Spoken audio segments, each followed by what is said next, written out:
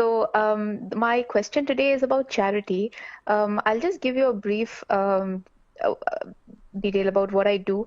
I'm a freelance editor, so when I work and when there is work, I get paid. Otherwise, I don't get paid, and I have to make do with whatever I have saved.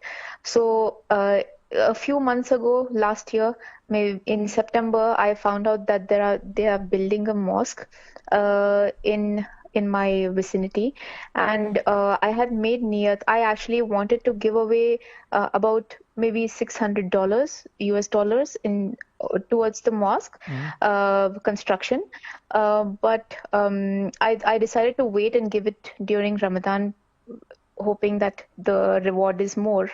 But right now, my financial situation has kind of changed, and I feel like if I give away that much, then maybe I will have financial issues in the future, like in the next 2 months. So in this case, I had made a niyat so that I will give this much as charity towards the construction.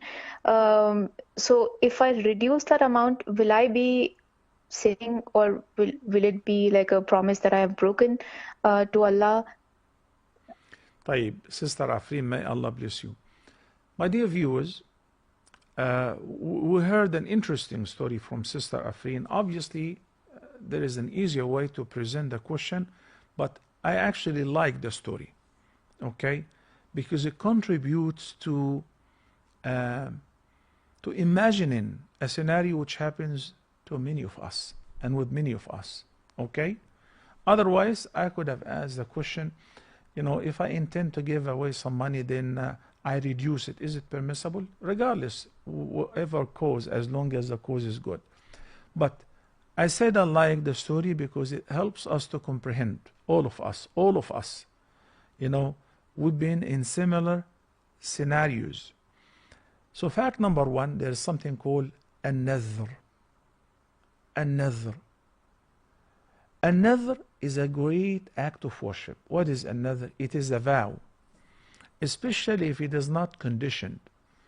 When somebody says, Lillahi alayya, I vow to give away $600 towards building this masjid.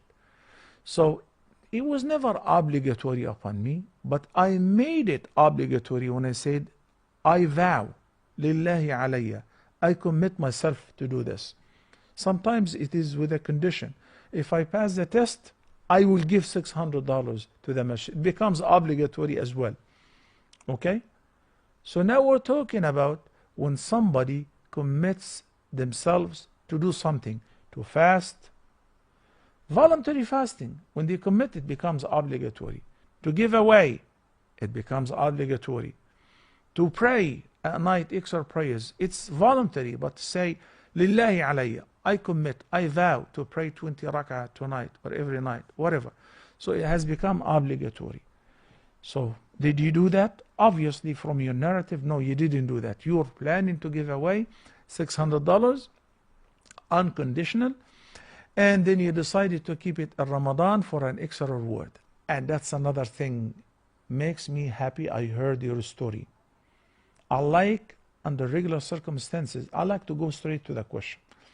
So the story helped us to understand that sometimes we plan to do good things, then Shaitan will persuade one of us in a nice way, in a subtle way. You know what? Instead of giving the $600 now, why don't you wait until it is Ramadan? Then you will double your reward. If I were you, I would have figured out it's a trick from a shaitan. He is trying to trick me, which means if I was at that time in the position, financial position of giving the $600, I wouldn't delay. Especially, I normally like to invest in the foundation, not in the carpet, not in the accessories, not in the painting. I like to invest in the foundation because it lasts 100, 150, 200 years. So I'm receiving a reward. Okay? So that's why we learn a lesson from Afreen. That if you plan to do a good deed, do not postpone it. وَسَابِقُوا in Surah Al-Hadid. وَسَارِعُوا, be quick, race you all together in Surah Al-Imran. وفي ذلك فليتنافس المتنافسون. Surah Al-Mutaffifin. You have an opportunity to do a good deed, do it immediately. I wanted to wait until it is Ramadan. In Ramadan, Allah will give you another opportunity to do another good deed, maybe greater. But look at the position now. Now, since you did not vow, at any time, can I reduce the amount? Absolutely. Can I cancel the whole deal? Yes, if you want to. But you will be missing the reward. And you would lose a huge reward. من بنى لله بيتا بنى الله له بيتا في الجنة ولو كمفحص خطاء. In the sound hadith, which is narrated by Uthman ibn Affan and collected by Imam Bukhari, may Allah have mercy on him. If you build a house for Allah, a place of worship on earth, Allah will build a house for you in heaven, a palace. Even if the masjid that you build in this dunya is as little as a bird's nest. And the ulama explain that, saying that if your contribution towards building a masjid was enough to build a bird's nest, a few bricks in this big masjid, you still get the reward. Allah will build a house for you in paradise.